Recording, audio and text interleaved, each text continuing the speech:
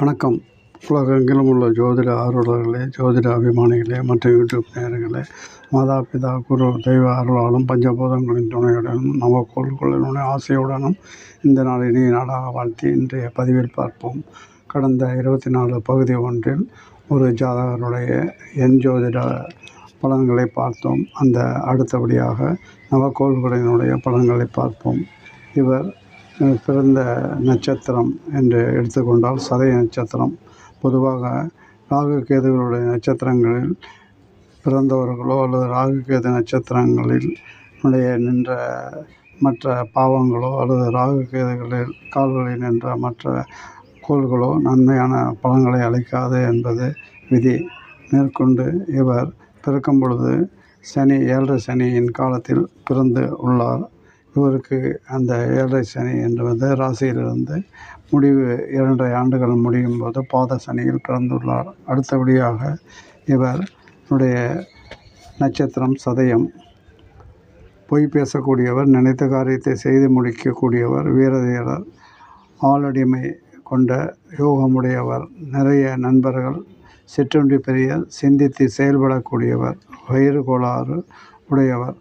நட்சத்திர அதிபதி ராகுவுக்கு ராசியான கும்பராசி சனி நட்பு வாழ்வு கண்டிப்பாக வளமாக இருக்க வேண்டும். ஆனால் இந்த தசாபுத்திகளை பார்க்கும் பொழுது இவர் பிறக்கும் பொழுது ராகு திசை 14 ஆண்டுகள் 18 ஆண்டுகளில் 14 ஆண்டுகள் இருப்பிலும், அடுத்த திசையாக குரு திசை 16 ஆண்டுகளும், சனி திசை 19 ஆண்டுகளும், இப்பொழுது நடப்பு திசையாக புதன் திசை 66 வயது வரை புதன் திசை, அடுத்து 5வது திசை கேது, 6வது திசை சுக்கிரன், 7வது திசை சூரியன். மேற்கொண்டு இந்த உடைய திசை பலன்களை பார்க்கும் பொழுது ஆயுள் பூர்ண நீண்ட ஆயுள்.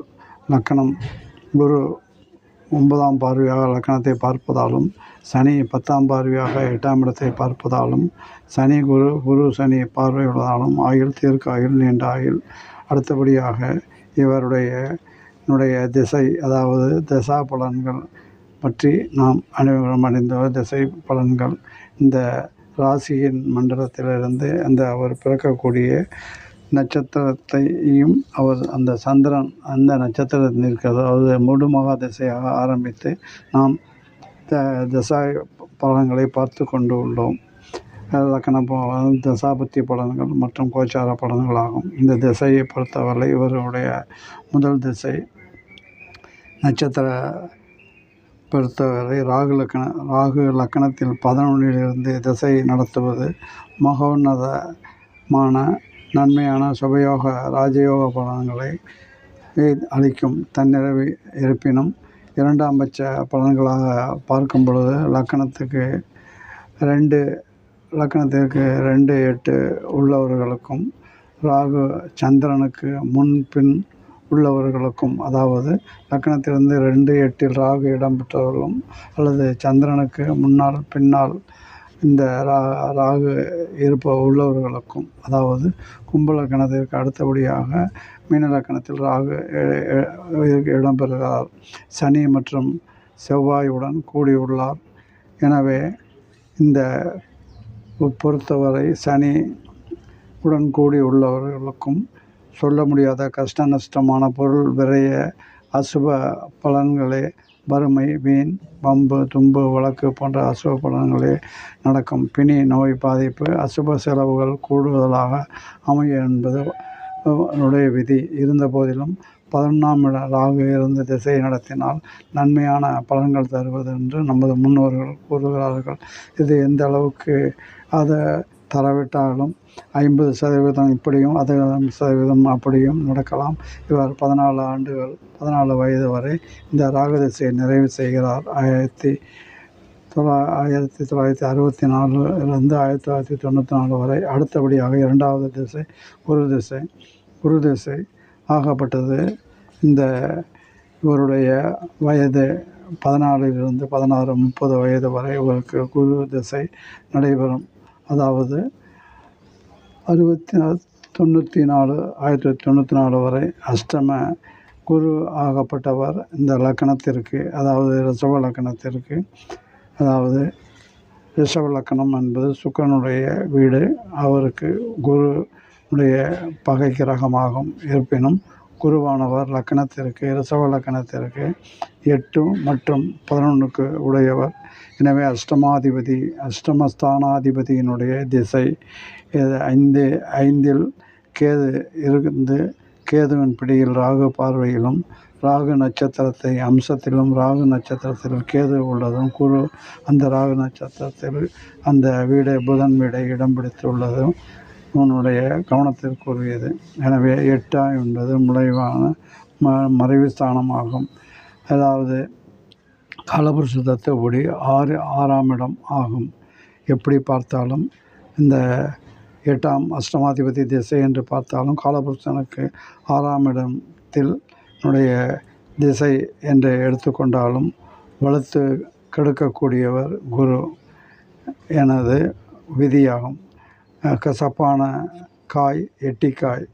2ஆம் மிகவும் கொடிய ஸ்தானம். ஆயுள் பாதிப்புக்கு தகுந்த அளவிற்கு கண்டம், விபத்து, கஷ்ட நஷ்டம், பிராண அவஸ்தை, பண கஷ்டம், பொருளாதாரம் ஏற்படும். சர லக்கணம் ரசவம், மாரகம் மற்றும் அசுப பலன்கள் கூடும். தொழில் வியாபார சரிவு, உத்தியோகத்திலிருந்து வேலை நீக்கம் அல்லது விலகுவது தான் என்ற பலன்கள் நடைபெறும். அஷ்டமாதிபதி பார்வையில் உள்ள அல்லது சேர்க்கையில் உள்ள கிரகமும் அல்லது அந்த கிரகத்தினுடைய புத்தியிலும் அல்லது திசையிலும் கூட அசுப பலன்களே. ஆகையால் அடுத்து வரக்கூடிய சனி திசையும் குரு பார்வையில் அசுப திசையாகவே நடக்கும். இந்த குரு திசை இவரை பொறுத்தவரை 30 வரை அசுப திசைதான் என கூறினால் மிகையாகாது. அடுத்தபடியாக இந்த எடுத்துக்கொண்டால் அதாவது திரிகோணம் 5ஆம் இடத்திற்கு பார்க்கிறார் என்ற சாக்குப்போக்கு எடுபடாது. அதற்கு அடுத்து வரக்கூடிய புதன் திசையும் குருவின் 5ஆம் பார்வை 9ஆம் பார்வை லக்கணத்தை என்று குற்றம் எடுபடாது. எனவே குரு வலுத்து கெடுக்கக்கூடியவர் என்பது எனது அபிப்பிராயமாகும். உடன் பிறந்த சகோதரம் மாரகா என்ற அமைப்பில், அதாவது 3-8க்குள்ளவர். குருவிற்கு 6, 8, 12. 6இல் சனி, சூரியன் பகை ஆகும். எனவே 6இல் சந்திரன் சகடை திசையில் புத்தி அந்தரங்கம், நேர் எதிர்மறையான கஷ்ட நஷ்டம், இளமையில் கண்டம், திருமணத்தில் கலகம், குழப்பம், பிரயாணத்தினால் அனுகூலமின்மை, அசுப பலன்களே குரு திசையில் நடக்கும் என்றால் அஷ்டமஸ்தானாதிபதி திசையில் பாதி அசுப பலன்களும் பாதி ஓரளவு சுப பலன்கள் நடப்பதற்கும் வாய்ப்பு உண்டு. அடுத்தபடியாக 3வது திசை சனி திசையாகும். இந்த சனி திசை 9-10க்குடைய 19 வருடம். சூரியனை விட இந்த சனி திசை மிக கொடுமையான திசை என்பது விதி. எனவே 1994 முதல் 2013 வரை, அதாவது 13 வரை என்று எடுத்துக்கொண்டால் இவருடைய திசை நடைபெறும். சனி திசை சுயபுத்தியில் கடப்பதற்குள் போதும் என்ற ஆகிவிடும். 3 வருடம் 3 நாட்கள், அதாவது 3 வருடம் என்று எடுத்துக்கொண்டால் அந்த திசை ஆரம்பித்து 3 வருடங்கள் சுயபுத்தியில். சனி ஜனன காலத்தில் ராகு சந்திரன் செவ்வாயுடன் கூடி திசை புத்தி உலக பந்தத்தை வெறுத்து மனநிலை விரக்தியும் வேதனையும், 2 தடவை பிரயாண தியாகம், உயிரை விட்டுவிடலாமா என்று கூட ஒரு கவலை அல்லது மனக்லேசம் மனத்தில் எண்ணங்கள் தோன்றி ஏற்படுத்தி விடுகிறது ஜாதகர் பூரண ஆயுள். எனவே இதை பற்றி திசையை கடந்து வந்தவர்களுக்கு தான் அந்த அனுபவம் புரியும். கதையாக கூறுவார்கள். அத்தனை குடிமை வாய்ந்தது இந்த சனி திசை. சனி புத்தி சுயபுத்தி திசை ஆரம்பித்து 1 மாதம் இருக்கும் முன்பே குரு திசை முடிவிலேயே செல்வம், செல்வாக்கு, பிரபுத்துவம் அனைத்தும் செயலற்றதாகிவிடும். போதும் என்றாகிவிடும். இது அனுபவத்திற்கு தான் அந்த கஷ்டம், வேதனை புரியும், தெரியும். அடுத்தபடியாக இவருக்கு இந்த திசையில் இருக்கிற பகை திசை 2க்குடைய புதன் 9இல் சம்பந்தம். 2ஆம் திருமணம் ஏற்படுவதற்கு வாய்ப்பு இருக்குது. முதல் திருமணம் என்று எடுத்துக்கொண்டால் இவருக்கு எதிர்மறையான பலன்களை நடந்திருக்கும். பெண்களால் அவப்பெயர், சுக்கிரன் சனி சேர்க்கையினால். அடுத்து 4வது திசை 17 வருடம் 2013 2025 வரை 12 ஆண்டுகள் அவர் கடந்திருக்கிறார். இன்னும் புதன் திசை 5 ஆண்டுகள் உள்ளது. 61 வயது. இப்பொழுது 66 வயது வரை 2-5 புதன் 9 தனித்து பாக்கியஸ்தானத்தில் சனியின் வீட்டில் குருவின் 5ஆம் பார்வையில் சுப பலன்கள் என கூறலாம். 9 பாக்கியஸ்தானத்துக்கு குரு 5ஆம் பார்வையில் இருந்து திசையை நடத்தினாலும் கணக்காகத்தான் பலன்களை எண்ணி கவுண்டிங் செய்து பலன்களை தருவார். ஞாபகத்தில் எடுத்து கொள்ளவும் சாஸ்திரத்தினுடைய விதி. கூடிய மட்டும் நல்லவற்றையே செய்ய வேண்டும். நேர்வழியிலேயே பொருள் சம்பாதிக்க முற்பட வேண்டும்.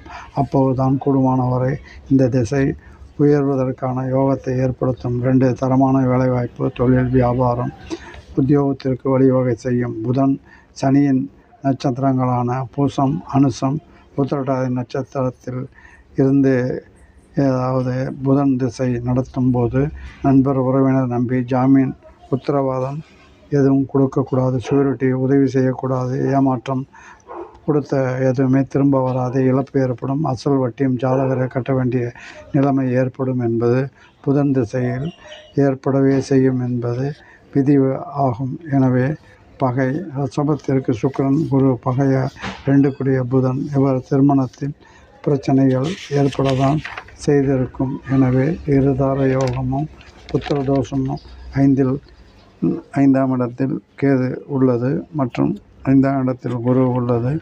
இந்த ரிஷப லக்னத்திற்கு ஒரு ஒரு ஒரு ஒரு தீமையான பலன்களை, எனவே ராகு கேதுக்கள் நன்மையான பலன்களை அளிப்பார்களா என்று கேள்விக்குறியாகவே உள்ளது. இதுவரை நாம் இந்த தசாபுத்தியை மட்டுமே பார்த்தோம்.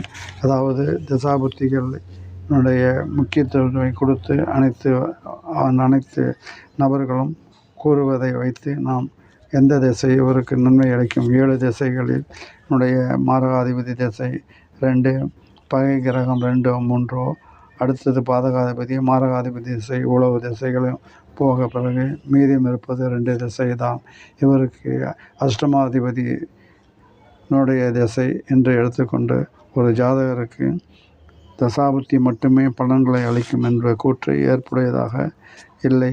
எனவே இந்த தசாபுத்திகள் பகை கிரகனுடைய திசை, மாரகாதிபதி திசை, பாதகாதிபதி திசை என்ற அனைத்து திசைகளும் போய்விட்டால் மீதம் உள்ளது 2 திசைகள் தான். எனவே 100 ஆண்டுகளை எடுத்துக்கொண்டாலும் 70 ஆண்டுகளை எடுத்துக்கொண்டாலும் 2 கிரகங்களுடைய திசை மட்டுமே நன்மை அளிக்கும் என்றால் ஒரு ஜாதகர் வாழ்நாள் முழுவதும் வாழ வேண்டாமா? எனவே இந்த கூற்று ஏற்புடையதாக இல்லை எம்மை பொறுத்தவரை. அதனால் இந்த ஜாதகரை பொறுத்தவரை எடுத்தவுடன் நான் தசாபுத்தி பலன்களை கூறுவதனுடைய நோக்கம், எனக்கு முந்தைய பதிவுகளில் 23வது பதிவில் கோச்சாரமா மற்றும் தசாபுத்தி பலன்களா என்று பதிவை வெளியிட்டு உள்ளேன்.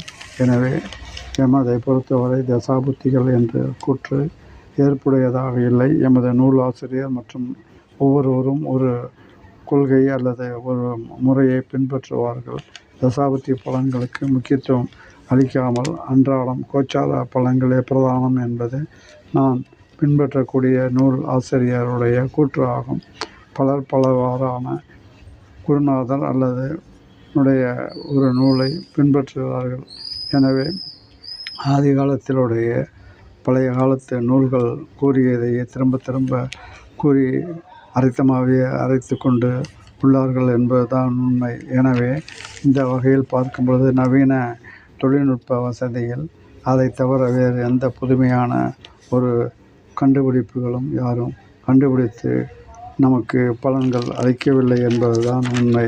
இந்த வகையில் பார்க்கும் பொழுது இந்த வகையில் நவீன தொழில்நுட்பத்தில் அந்த ஆதி காலத்து புராண காலத்து நூல்களில் குறிப்பிடவுள்ள நூல் பற்றி பின்பற்றுகிறோம் என்பதுதான் உண்மை.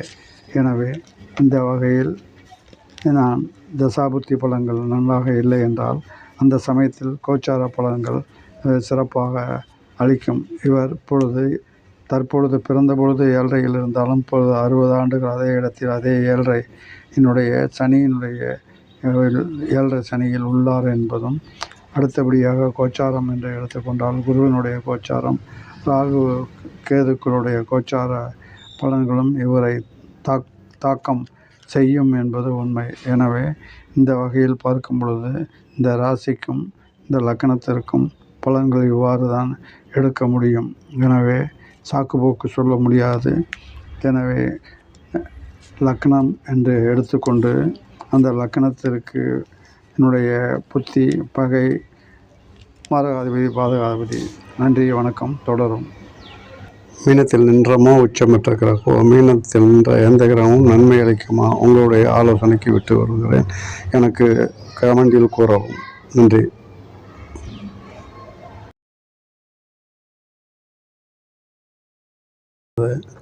உலகெங்கிலும் உள்ள ஜோதிட ஆர்வலர்களுக்கும் மற்றும் 20ஆம் நூற்றாண்டில் உடைய நவீன தொழில்நுட்பத்தில் அதிக ஆர்வமுடன் இருக்கும் இளைஞர்களுக்கும் பயனுள்ளதாக அமையும் என்று நான் நினைக்கிறேன்.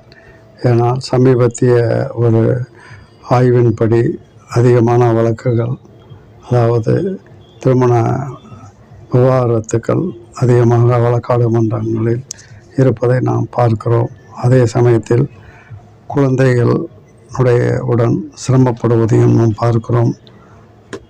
லிவ் வித் சில்ட்ரன், அதாவது கணவன் பிரிந்து, சில பேர் மனைவியை பிரிந்து குழந்தையுடன் சிரமப்படுவதை நாம் வெகுவாக செய்திகளில் தெரிய வருகிறது.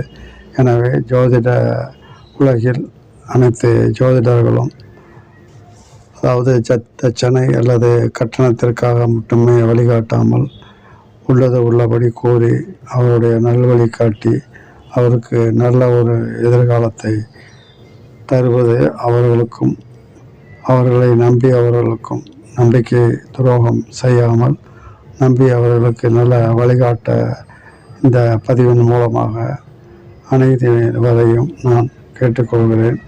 ஆகவே எனவே இந்த வகையில் உண்மை தன்மையை எடுத்து கூற வேண்டியது ஜோதிடருடைய கடமையாகும்.